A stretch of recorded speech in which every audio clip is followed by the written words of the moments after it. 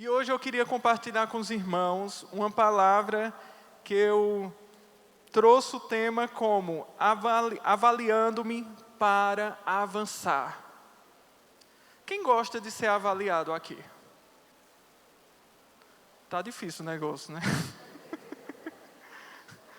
A avaliação não nos atrai tanto, né? Não, por quê? Porque nós estamos sendo observados, estamos vendo as nossas fragilidades, o que aprendemos, o que não aprendemos.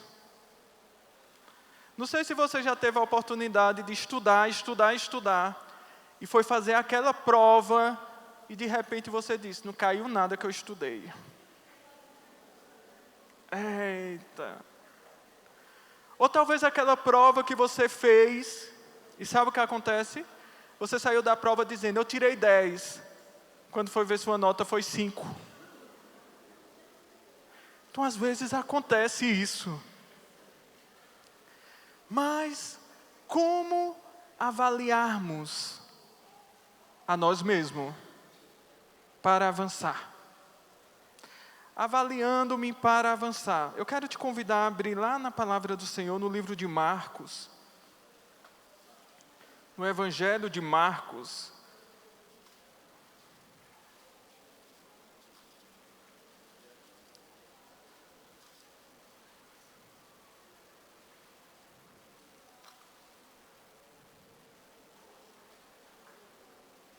No capítulo 10.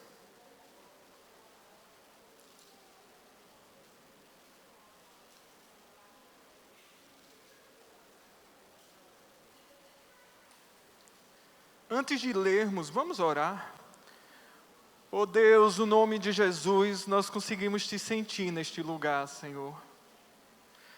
Mas nós queremos ouvir a Tua voz. Porque quando nós ouvimos a Tua voz, Senhor, nós saímos daqui diferente. Nós saímos daqui alimentados, Senhor. Nós não queremos ser os mesmos, sabe, Senhor? Que fica só em círculo, com as mesmas fragilidades. Não queremos, Senhor. Oh Deus, eu clamo a Ti para que nós possamos entrar numa linha reta. Que possamos avançar. Não apenas reconhecer nossos erros, mas querer mudar. Oh Deus, tenha misericórdia de nós. Vem falando conosco, Senhor. No nome de Jesus. Amém. E eu queria compartilhar com vocês a história do jovem rico. No versículo 17. Evangelho de Marcos 10, 17. Quem encontrou, diga glória a Deus. Muito bem, igreja avivada. Vamos lá. E pondo-se Jesus a caminho, correu um homem ao seu encontro e, ajoelhando-se, perguntou-lhe, bom mestre, que farei para herdar a vida eterna? E respondeu-lhe Jesus, por que me chama bom? Ninguém é bom senão um que é Deus. Sabe os mandamentos? Não matarás, não adulterarás, não furtarás, não dirás falso testemunho, não defraudarás ninguém, honra a teu pai e a tua mãe.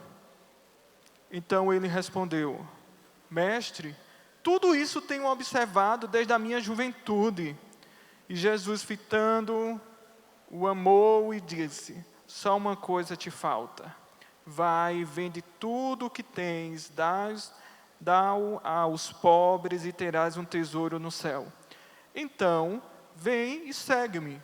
E ele, porém, contrariado com essa palavra, retirou-se triste, porque era dono de muitas propriedades. Essa é a famosa história de um jovem rico. Interessante que essa era a última viagem de Jesus para Jerusalém. No percurso dessa viagem, muitas coisas aconteceram com Jesus no percurso. Então nós temos que observar melhor o percurso das nossas idas. Às vezes é o percurso do trabalho, Ou você às vezes está tão atordoado que você não consegue nem olhar para quem está do seu lado por causa do horário que estava atrasado. E às vezes a pessoa que está do teu lado está precisando apenas de uma palavra. E você tão atordoado com seus problemas. De vez em quando eu estou atordoado. Hoje mesmo eu estava meio atordoado. Atrasado. Eu digo, meu Deus, eu estou atrasado, eu tenho um pré-encontro. Acontece. Mas em meio aos percursos da vida, Jesus sempre acontecia algo que chamava a atenção. Era milagres, era curas, era perseguições, sempre era nos percursos. Interessante que Lucas diz, em uma das versões, ele o chama, esse jovem rico, de príncipe. Mas na Bíblia não diz o nome dele. Eu creio que é proposital. E me chamou a atenção também que esse mesmo texto, ele está em 3 evangelhos. Mateus, Marcos e Lucas. E a palavra príncipe em grego, que significa literalmente governador, comandante, chefe, líder, isso revela que ele não era um simples homem. Então esse jovem rico, ele era alguém de autoridade. Ele não era alguém simples, possivelmente ele estava dentro da sociedade judaica. E a Bíblia também menciona o fato de ser muito rico, tinha muitas propriedades. E é interessante que os ricos geralmente têm facilidade de atrair pessoas, mas também têm facilidade de atrair pessoas com relacionamentos superficiais. Vivem na superficialidade. Você conhece a história de alguém que tinha um monte de dinheiro e aí eram muitos amigos e de repente ficou pobre e não apareceu nenhum? Eu conheço. E isso é muito comum. Sendo que amigo de verdade é quem está conosco tanto na escassez quanto na abundância. Fato. E quando nós paramos para meditar sobre a história do jovem rico, nós podemos observar que possivelmente ele usava roupas de qualidade. Isso também chamava muita atenção. É interessante que naquele tempo os ricos usavam em suas vestes franjas azuis na orla. Mas sabe por quê? Porque essa cor azul, ela era tirada do molusco. Então era algo muito raro. Então para usar essas franjas azuis, tinha que ter muito dinheiro. E o jovem rico, ele seguia também as prescrições rabínicas. Ele chegou a Jesus, inclusive com uma saudação farisaica, chamando de quê? Bom mestre. E prostrando a seus pés. E é importante dizer que isso seria uma atitude muito nobre. Se não passasse, sabe de quê? De uma encenação. Então, aparentemente, esse homem estava fazendo as coisas da maneira correta. Se aproximou de Jesus, de uma forma bem humilde, bom mestre. Aí Jesus vem e diz que bom só Deus. Mas Jesus era Deus. Por que ele disse isso? Porque ele não era apenas mestre. E ele, na verdade, ele veio de uma forma honrosa até. E Jesus chega para ele e, na verdade, coloca alguns pontos nos i. Muitas vezes, nós estamos fazendo as coisas com intenções erradas. E isso nós temos que sondar o nosso coração.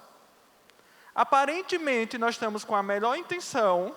Aparentemente, estamos sendo aprovados, entre aspas, pelos homens, mas não estamos agradando a Deus.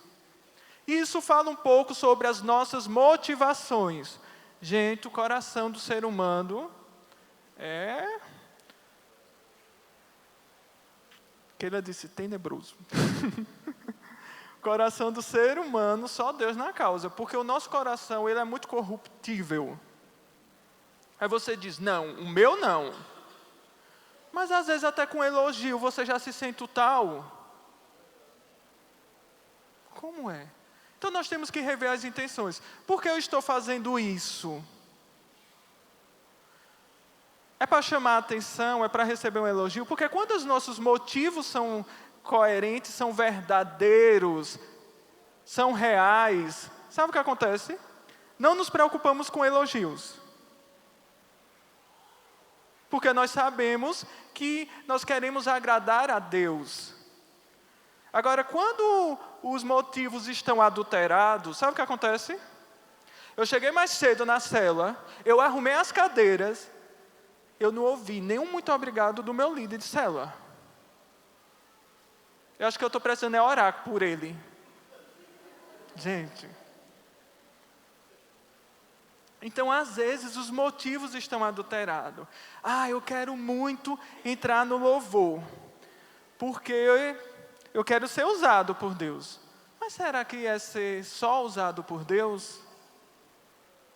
E na sua casa, você louva? Porque o ministério tem que começar em casa. Senão o negócio não flui. Mas a maioria das pessoas estão mais preocupadas nas plataformas e não estão querendo os alicerce. Mas plataforma sem alicerce cai. É fato. Não permanece de pé. Então temos que começar de base. Não podemos pular a etapa de base. E continuando ainda, no versículo 17 diz: e pondo-se a caminho, correu ele a um homem que se ajoelhou diante dele, o texto que nós já lemos, e no versículo 18 diz: por que me chama bom? Ninguém é bom senão um que é Deus. Aí disse Deus. Aí interessante que em seguida Jesus começa a fazer o quê? Falar dos mandamentos. Aí ele cita: não matarás, não adulterarás, não furtarás, não dirás falso testemunho, não defraudarás ninguém, honra a teu pai e a tua mãe. Interessante a atitude desse jovem, que eu imagino que ele estava muito feliz. Porque ele disse: Jesus, se essa é a minha avaliação, então eu estou aprovado, Jesus. Porque eu consigo cumprir tudo. Sendo que o que vem depois é que chama a atenção. Interessante que o jovem, ele era religioso, possuía muitas propriedades, mas Jesus estava preocupado com o caráter dele. E o que é caráter? Caráter é um conjunto de características e traços que refere-se, por exemplo, à maneira de agir e à maneira de reagir. Então, às vezes, nós agimos de um jeito em público, mas como é que nós agimos como estamos nos bastidores? Como você está na sua casa? Como seu filho está te estressando teu juízo? Como você ensina uma coisa a ele e depois você diz: eu tenho que ensinar de novo, eu tenho que ensinar de novo, eu tenho que ensinar de novo, eu não aguento mais. Como é? Como você reage como Deus diz não, e você queria ouvir um sim? Como você reage como as pessoas começam a te criticar, e você sabe que é mentira? Como você reage como você é confrontado, e nem sempre é da maneira certa? Como você reage? E muitas vezes, reagimos da maneira errada, justificando. Sabe por que eu falei desse jeito? Porque meu discipulador chegou para mim, com a maior sequidão, e disse que eu estava errado. E você estava certo ou errado. Independente de qualquer coisa, você tem que se consertar. Quem vai sair no lucro é você. Mas muitas vezes não queremos sair do lucro. E vamos justificar. Gente, justificativa, muitas vezes é nada mais, nada menos do que ficar em círculo. E não resolve nada. As mesmas justificativas, basta. Nós temos que avançar. Nós temos que andar. Interessante que esse jovem também, Ele foi em busca de uma receita pronta para Jesus. Ele queria saber como atingir essa redenção. E muitas vezes, muitos de nós queremos receitas prontas. Você como discipulador, será que algum discípulo disse, eu faço isso ou aquilo? Quantas vezes isso aconteceu comigo, eu disse, isso eu não posso responder. Poxa, mas por que não? Diga sua opinião. Eu disse, você tem que pegar uma resposta em Deus. Porque Deus falando é diferente. Quando nós estamos dando às pessoas uma resposta pronta, não aprende, sabe? E se não der certo, vai culpar o discipulador ou quem deu aquele conselho. Agora, quando é da Bíblia é diferente. A Bíblia diz isso, se enquadra na sua situação. Aí você pergunta ao Espírito Santo. É igual a famosa fila. Aqui ninguém filou, né?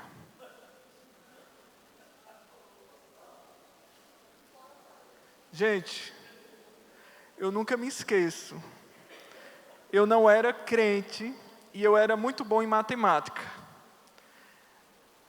E quando eu ia fazer prova de matemática, os alunos ficavam desesperados. Porque já diziam assim, você sentar aqui e ficava uma fila bem grande atrás da minha cadeira. Era assim que funcionava. E eu tinha que passar. E tinha gente que estava tão desesperado que disse, se você não passar, eu vou puxar sua prova. Eu não era crente. E um certo dia, estava lá, a fila pronta e a prova de matemática. Eu fazendo os cálculos, aí eu sabia, aí o povo fica. Aí vem na cadeira, tss, tss, aí vai. É um desespero tão grande.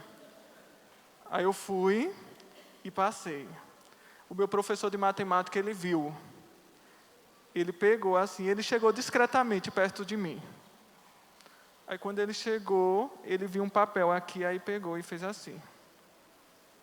Na frente de todo mundo. Gente, as palavras que ele disse a seguir, acabou comigo. Eu não era crente. Ele chegou e disse assim, não é esse Márcio que eu admiro. Só foi isso. Acabou comigo.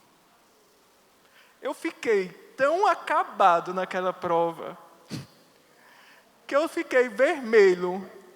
Sabe quando você sai de uma prova duro, que você não quer nem olhar para o lado? Ele só disse isso. Eu fiquei tão arrependido, que quando esperei todo mundo terminar a prova, quando todo mundo terminou, eu disse assim, professor, eu quero lhe pedir perdão, eu não era para ter passado essa fila. Eu disse, não, Márcio, mas não faça mais isso não, porque você não está ajudando a seus colegas. E foi uma lição. Porque quando a resposta é dada, é resposta pronta, é receita pronta, não aprende. Se realmente eu quisesse ajudar a eles naquela época, o que era que eu tinha que fazer? Vamos marcar para estudar? Mas eu fui passar uma receita pronta de forma ilegal. Essa era a grande verdade. E eu aprendi. Tanto é que eu aprendi, sabe o que acontece? Cheguei na faculdade, aí eu já me converti, já cheguei convertido para fazer faculdade. Agora, a luta foi pior. Porque na faculdade, eu disse assim, eu não filo, nem passo nenhuma resposta mais nunca da minha vida. Gente, e eu estava em um sufoco, porque o que acontece? Tinha um professor nosso, que ele não fazia prova de consulta, mas as pessoas pegavam um livro, na frente dele, escrevia a resposta, e ele nem ligava. Nessa prova, eu não tinha estudado muito. Aí eu disse assim, e aí, professor, como é que vai ser a prova? Ele disse, não vai ser de consulta. Eu disse, está certo. Sendo que eu não vou fazer, não, eu vou fazer segunda chamada. Ele disse, como é? Aí os alunos pegaram o caderno assim e disseram, olha aqui a resposta, para de ser tolo, para de ser besta, o que é que custa? Anota logo aí, menino. Eu disse, eu não posso fazer isso. Eu não posso fazer isso com meu Deus. E foi uma polêmica tão grande na sala de aula, que todo mundo só falava nisso.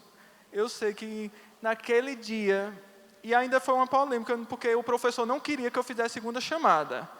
Aí vai Márcio Tenório Chaves, desce para a coordenação.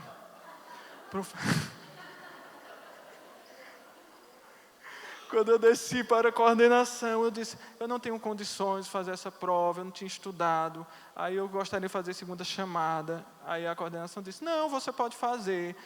Então, aí volta para o professor para dizer que a coordenação liberou. Aí tinha que enfrentar mais uma vez a turma. Eu não acredito que tu não vai fazer não sei o quê. Naquele dia, eu saí daquela faculdade e disse assim, Deus, sinceramente, eu quero desistir desse curso.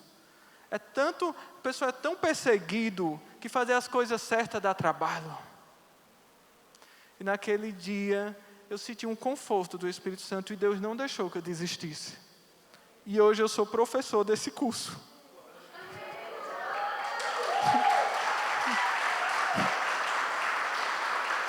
Glória a Deus.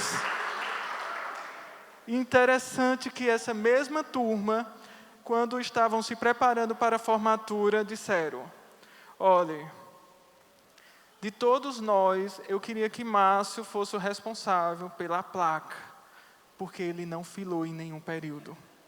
As mesmas pessoas que estavam me criticando foram aquelas que me colocaram para representar a turma. E eu vi o cuidado de Deus. Gente, eu não sei quais são as dificuldades que você passa. Às vezes você é muito perseguido. Mas eu quero te dizer, aguenta firme, que a perseguição vai passar e Deus vai te honrar, no nome de Jesus. Amém? Amém. Interessante que chega lá o jovem que queria uma receita, queria uma prescrição para alcançar uma redenção.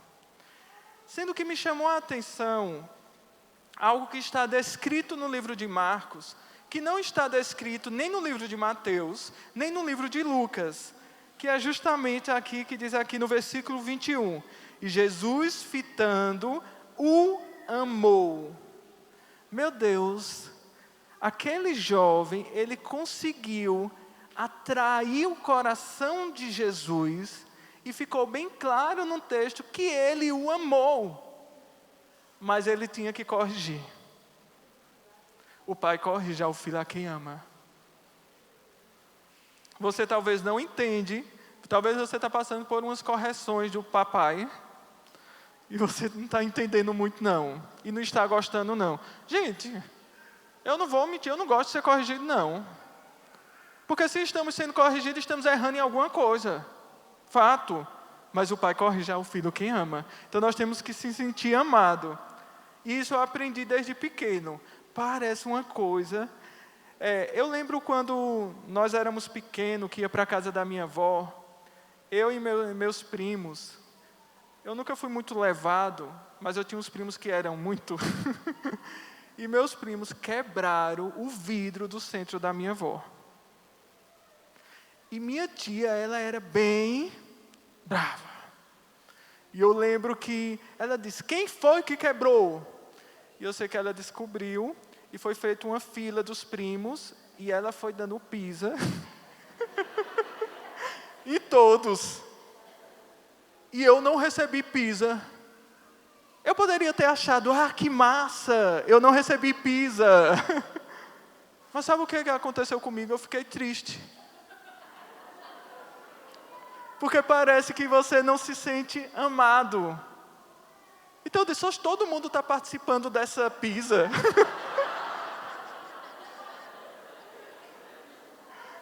E cadê eu? Não, você é quieto, você não estava. Mas é interessante que isso nós brincamos, achamos um absurdo, mas isso funciona bem no dia a dia. Imagina uma criança que não é corrigida pela mãe. Você acha que a criança vai querer obedecer à mãe e honrar? As mães passam muita dor, muita vergonha, porque não corrige os filhos e ele não obedece. A mãe fala 10 vezes e ele não está nem aí. Agora, quando o filho é corrigido, às vezes só um olhazinho já faz com que a criança entenda a linguagem. Então, a correção, você está sendo corrigido, então diga graças a Deus. Amém. E Jesus, com muita ternura, ele fala, ele chega e diz ali no versículo 21 ainda: só uma coisa te falta, vai, vende tudo o que tens, dá-os aos pobres e terá um tesouro do céu. Então vem e segue-me. Gente, ele ouviu o que ele queria. Você acha que Jesus estava preocupado com o dinheiro dele? Claro que não. Mas Jesus, nessa avaliação, ele tinha sido aprovado nos mandamentos, mas ele não tinha sido aprovado no que estava no primeiro lugar no coração. Era o dinheiro. E a Bíblia diz que ele saiu triste, porque ele era dono de muitas propriedades.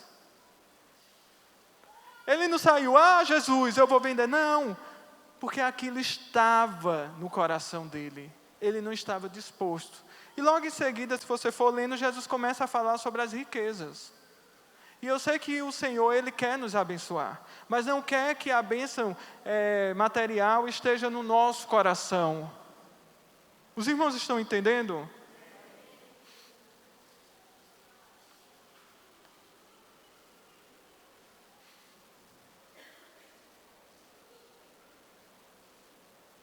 E eu pensando sobre isso, queria te convidar a abrir agora no livro de Salmos, no capítulo 139.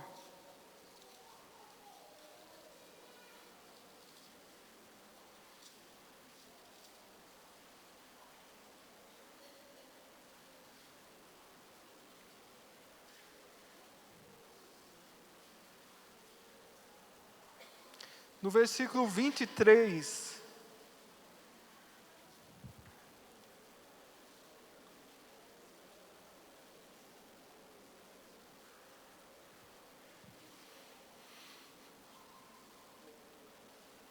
Que diz: sonda-me, ó Deus, e me conhece, e conhece o meu coração, prova-me e conhece os meus pensamentos, e vê se há em mim algum caminho mau, e guia-me pelo caminho eterno. Gente, essa oração de Davi é uma oração bem corajosa. Senhor, sonda-me. Sonda-me. Vê se há em mim algum caminho mau. Quantos estão dispostos para fazer isso? Interessante que eu finalizei o livro O Milagre da Manhã.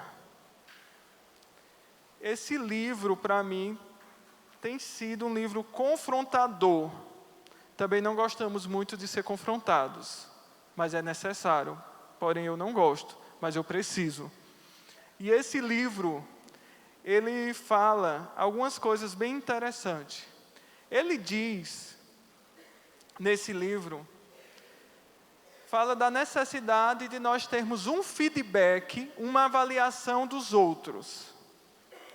E o autor, o que é que ele fez? As pessoas mais próximas dele, ele mandou uma mensagem, um e-mail, pedindo para que as pessoas pontuassem 3 forças, 3 coisas boas e 3 coisas a melhorar.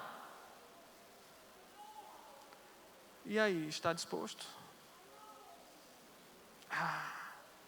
3 coisas a melhorar. Eu vou colocar isso em prática também. Então eu vou mandar. Aí o que é que acontece?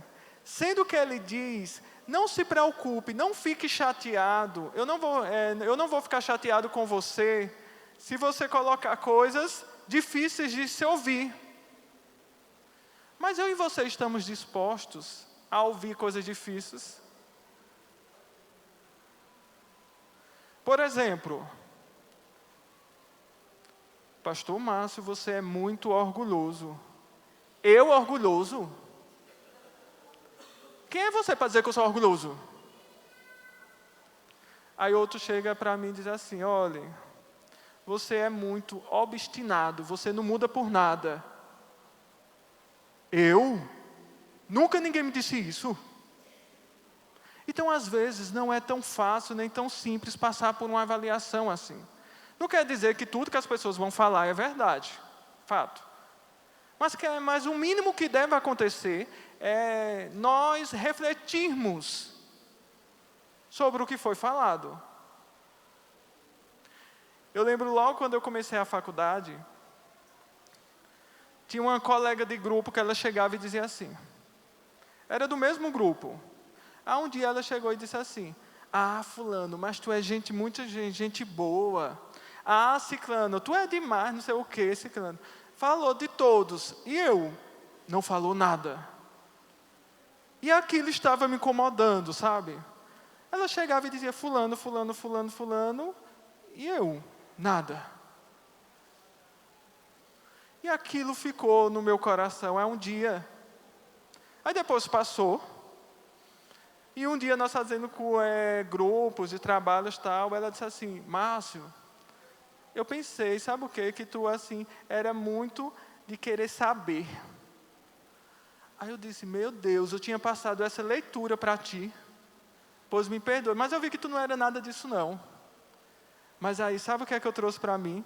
Qual a imagem que eu estou passando? Isso é maturidade.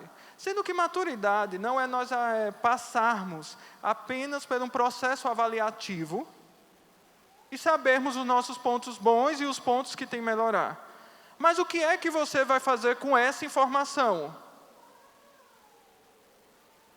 O jovem rico, a história acabou. Diz que ele saiu triste. Eu não sei se ele se arrependeu, se ele mudou, eu não sei. A Bíblia não deixa claro. Mas eu e você podemos colocar isso em prática. Perguntar ao seu discipulador. Quantos têm coragem de chegar e perguntar ao seu discipulador? O que é que tu acha que eu tenho que melhorar? Ai. Isso não é para mim, não. Perguntar à esposa. A esposa é a pessoa ideal para responder. Quantas esposas nós temos aqui? As esposas não têm muita papa na língua. Então, elas não precisa nem perguntar, que ela já diz. O que é que você acha que eu devo melhorar? Ela já tem tudo pontuado, com certeza. Não precisa... com certeza. E isso é muito importante para nós. Sendo que, sabe o que acontece? Nós estamos com tanta informação... Mas o que é que você está fazendo com essa informação? Isso tem que ser combustível para você. Eu achei bem interessante. Eu estou lendo um livro de Paulo Vieira. Aí ele disse assim, falar nisso em ler livros, eu quero incentivar vocês a gostar de ler. Ler livros também, porque eu não gostava de ler. Tinha muita dificuldade de ler. Sendo quando nós estamos lendo, a Bíblia é fato, é livro diário, tem que ler todos os dias. Mas tem livros complementares. Quando você está lendo, a sua mentalidade vai mudando, sabe? E você começa a pensar em um futuro diferente. E você começa a ganhar mais conhecimento. E você começa a crescer mais. Bill Gates, sabe quantos livros ele lê? 50 livros por ano. Nós temos que ter meta até de ler livros. Tem um irmão da igreja que disse que quer ler quantos? Parece que é essa faixa por ano. 40 e tantos livros. Teve um irmão que ele disse que leu, parece um ano, 80 livros. Isso é muito bom. Mas o que é que nós estamos fazendo com tanto conhecimento? Temos que praticar. Temos que praticar. Temos que colocar em prática. Tem outra parte. Sim, aí Paulo Vieira, voltando para Paulo Vieira, o que é que aconteceu? Ele tinha 30 anos, estava péssimo, com muitos problemas emocionais, foi para um terapeuta. Chegou lá, péssimo. Aí o profissional ouviu ele, ouviu as crises dele. Aí ele disse, sim, e aí, o que é que eu vou fazer agora? Sabe o que o terapeuta disse? Disse, isso vai ser um processo de 4 a 8 anos. Quando ele ouviu isso, parece que ele desmaiou. Porque ele queria uma resposta rápida. Aí ele disse que péssimo, aí dormiu, depois acordou e disse, depois eu vou ser diferente. Disse que ele não tinha condição para namorar, não tinha maturidade, um monte de coisa.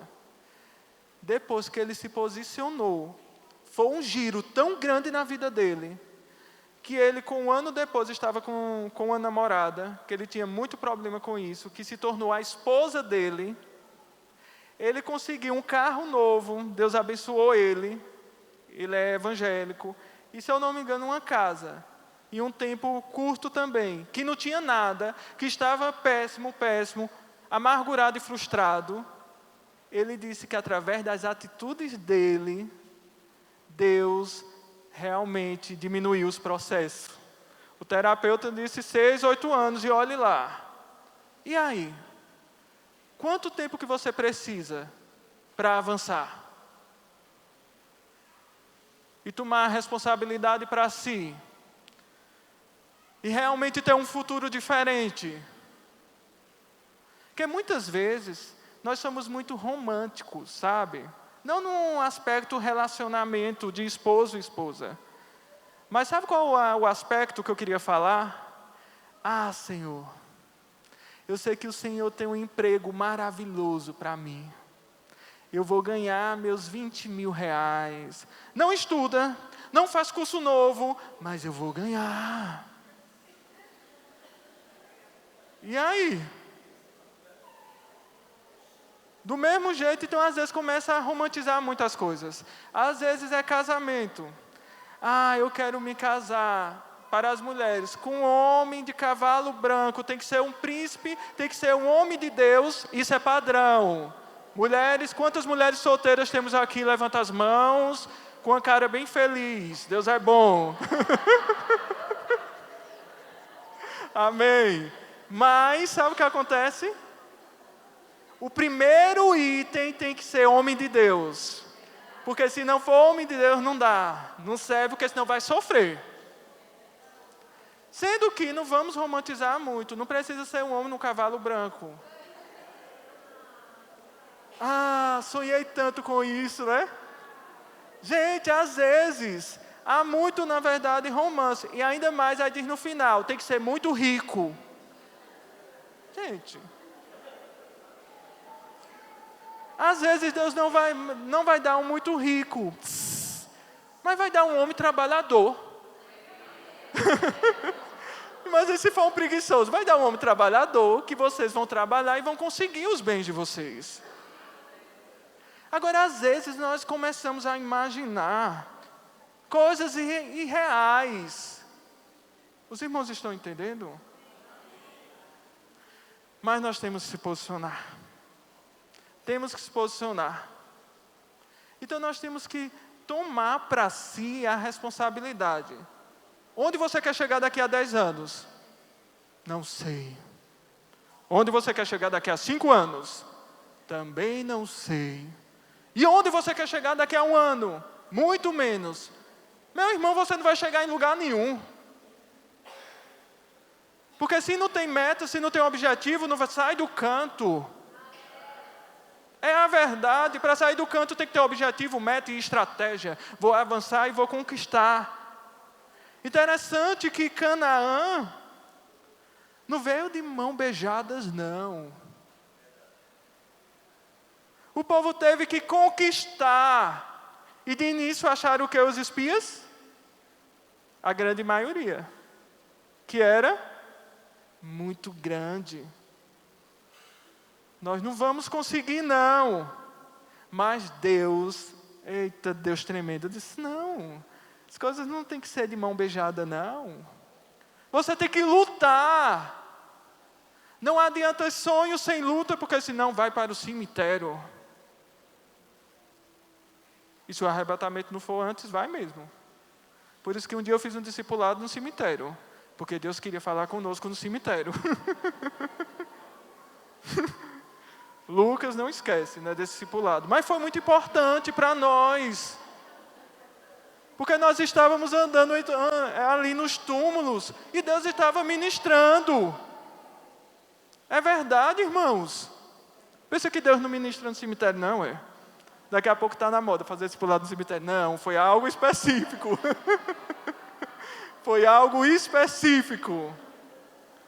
Mas o que é que acontece? Lá tem sonhos nunca concretizados, tem projetos que nunca saíram do papel. Porque as pessoas só sonhavam.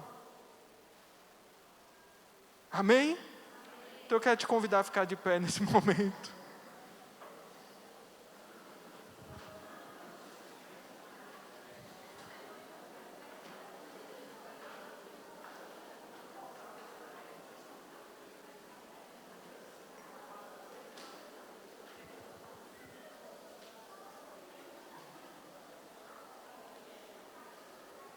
O louvor pode subir, por favor. Vamos fechar os nossos olhos. Gente, o Senhor não quer de nós frustração por não fazer aquilo que está no coração dEle. Mas sabe o que é que o Senhor quer? Quer olhar para você e dizer: meu Deus, como esse meu filho tem me alegrado. Ele tem feito tudo o que está no meu coração. Ele tem colocado em prática. Eu gerei esse sonho na sua vida. E ele foi e correu atrás. Eu disse a ele: eu sonho para você, sabe o quê? Para você trabalhar com esses... Vamos dizer, para trabalhar com idosos. A pessoa foi estudar, a pessoa foi buscar, a pessoa foi gerar. Você tem um ministério para trabalhar com os drogados. A pessoa foi se dedicar, foi estudar. Você tem um ministério chamado específico. Hoje estava até conversando sobre isso com a pastora Ana Márcia. Deus gera sonhos na nossa vida e isso é responsabilidade, viu? Deus não está brincando, não. Se Deus gerou alguma coisa no seu coração, você tem que ir ali fazer por onde? Você tem que ir em busca, porque gera responsabilidade. A partir do momento que Deus disse a você: eu tenho isso para você, você tem que estar no centro da vontade dEle. Você tem que estar buscando, sabe? Você tem que estar gerando. Mas eu não vejo nada. Não precisa ver, você tem que crer. Isso é fé. Mas às vezes nós cremos na fé incrédula. Como pode? Parece contraditório. É como se a fé só fosse naquele tempo da Bíblia. É como um milagre só fosse naquele tempo. Deus continua sendo o mesmo. Deus continua fazendo milagres. Deus continua fazendo coisas grandes. Parem de limitar Deus. Nós temos que pensar como Deus pensa. E entender que nós servimos a um Deus grande. Oh Deus, no nome de Jesus, feche seus olhos aí no seu lugar.